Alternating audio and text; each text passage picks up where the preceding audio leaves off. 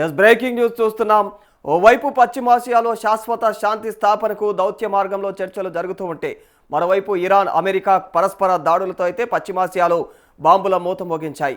గత వారం తమ యొక్క అత్యాధునికమైనటువంటి MQ-1 డ్రోన్ను ఇరాన్ క్షిపణులు కూల్చివేసినందుకు ప్రతీకారంగా అయితే సోమవారం ఇరాన్కు చెందినటువంటి రాడార్ వ్యవస్థలపైన అమెరికా బాంబుల వర్షం కురిపించింది.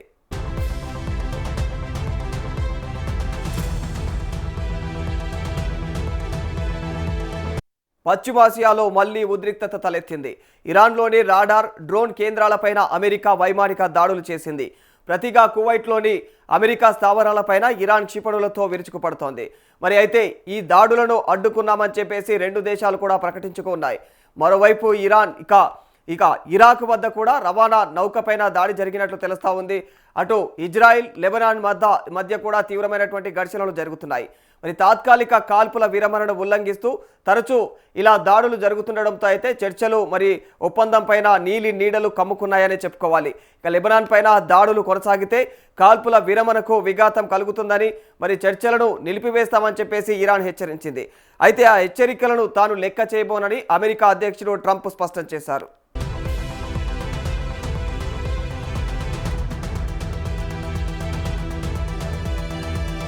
ఇరాన్లోని గెరుకెస్మ్ ద్వీపం పైన శని ఆదివారాల్లో అమెరికా వైమానిక దాడులు చేసింది. అక్కడి గగనతల రక్షణ వ్యవస్థ పైన గ్రౌండ్ కంట్రోల్ స్టేషన్ పైన నౌకలపైన దాడులు చేసేందుకైతే సిద్ధంగా ఉన్నటువంటి 2 డ్రోన్లపైన దాడులు చేశామని అమెరికా సెంట్రల్ కమాండ్ వెల్లడించింది.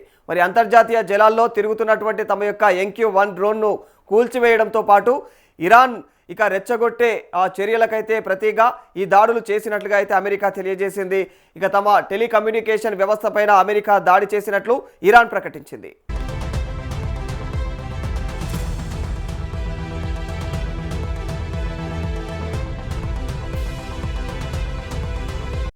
ఇరాన్ నుంచి సోమవారం ఉదయం దూసుకువచ్చినటువంటి డ్రోన్ క్షిపణిని అడ్డుకోవడానికి గగనతల రక్షణ వ్యవస్థను వినియోగించుకున్నామని కువైట్ ప్రకటించింది.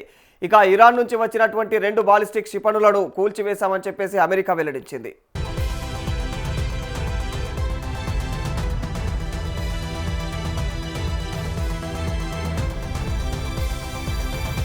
బాలిస్టిక్ క్షిపణి ప్రయోగించినటువంటి ఒక వీడియో ఫుటేజ్ని అయితే ఇరాన్ విడుదల చేసింది. మరి ఈ క్షిపణి పైన మూసివేసినటువంటి హర్మోజ్ జలసంధి చిత్రం దానిపైన గాయపడ్డ ట్రంప్ ఫోటోను ఉంచింది. ఈ ప్రాంతం నుంచి తుది అమెరికా సైనికుడు వెళ్లే వరకు అని క్యాప్షన్ కూడా రాసింది.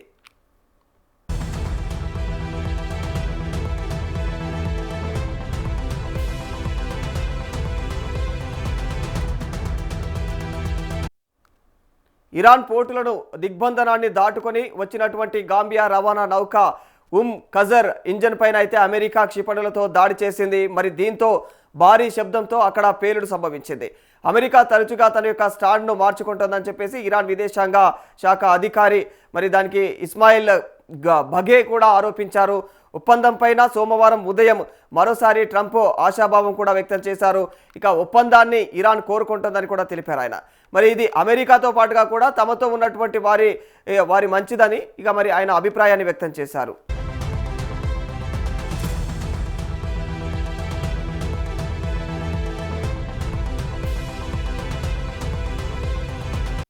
అమెరికా బలగాల రక్షణ రంగంలో గత వారం రోజుల వ్యవధిలో అయితే ఏకంగా 70 వాణిజ్య నౌకలు హర్మోజ్ జలసంధి గుండా పయనించాయని చెప్పేసి అమెరికా సెంట్రల్ కమాండ్ సోమవారం వెల్లడించింది.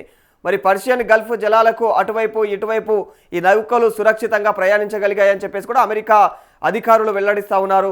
మరి ఆదివారం రాత్రి లెబనాన్ పైన ఇజ్రాయెల్ జరిపినటువంటి దాడుల్లో 6 మృతి చెందినట్టు తెలుస్తూ ఉంది. మరి ఇజ్రాయెల్ ఉత్తర ప్రాంతం పైన రాకెట్లు క్షిపణులతో హెజ్బొల్లా విరుచుకుపడింది.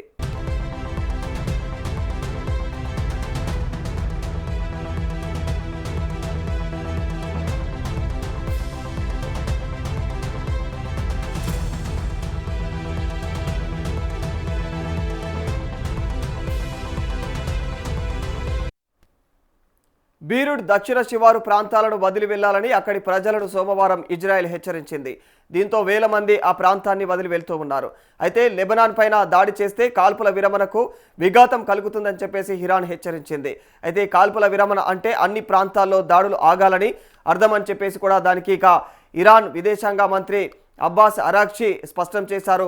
మరోవైపు అమెరికాతో పరోక్ష చర్చలను అయితే ఇరాన్ ఇక నిలిపివేయవచ్చునని కూడా ఈ ఇరాన్ వార్తా సంస్థ అయినటువంటి తస్నీమ్ వెల్లడించింది. మరి ఈ నేపథ్యంలో ఇజ్రాయెల్ ప్రధాని నేతన్యాహుతో అయితే అమెరికా అధ్యక్షుడు ట్రంప్ మాట్లాడారు. ఆ తర్వాత దాడుల ప్రణాళికలను ఇక ఇజ్రాయెల్ ఉపసంహరించుకుంది.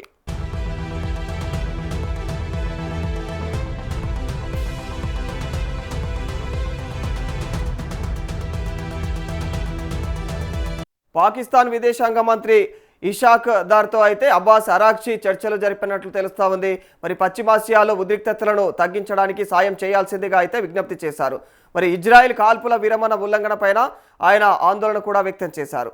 మరి ఈ విషయాన్ని పాక్ విదేశాంగ శాఖ స్వయంగా వెల్లడించింది.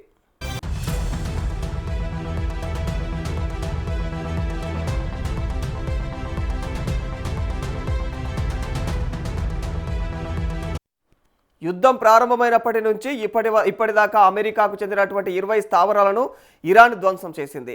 మరి శాటిలైట్ చిత్రాల ద్వారా ఈ విషయం రూఢి అయ్యింది. మరి ఈ స్థావరాలు Saudi Arabia, UAE, Qatar, Kuwait, Jordan, Iraq, ఇక బహ్రెయిన్, ఓమన్ దేశాల్లో ఉన్నాయి. అమెరికాకు కోట్ల డాలర్ల నష్టం జరిగింది. మొత్తం 28 స్థావరాలపైన ఇరాన్ దాడులు చేసిందని కొన్ని వర్గాలు వెల్లడిస్తూ ఉన్నాయి. మరోవైపు తాము 13,000 ఇరాన్ లక్ష్యాలపైన దాడులు చేశామని అమెరికా ప్రకటించింది.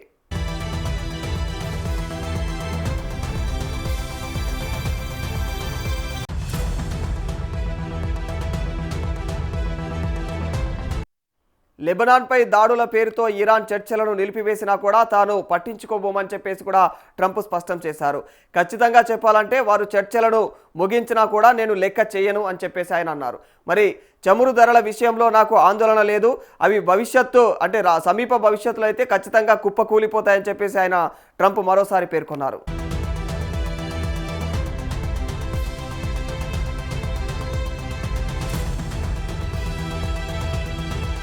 లెబనాన్పై ఇజ్రాయెల్ ఎడతెరిపి లేకుండా దాడులు చేస్తుండడం పైన నిరసనగా అయితే అమెరికాతో ఇక దౌత్య చర్చలను నిలిపివేస్తున్నట్లుగా కూడా ఇరాన్ సోమవారం ప్రకటించుకుంది.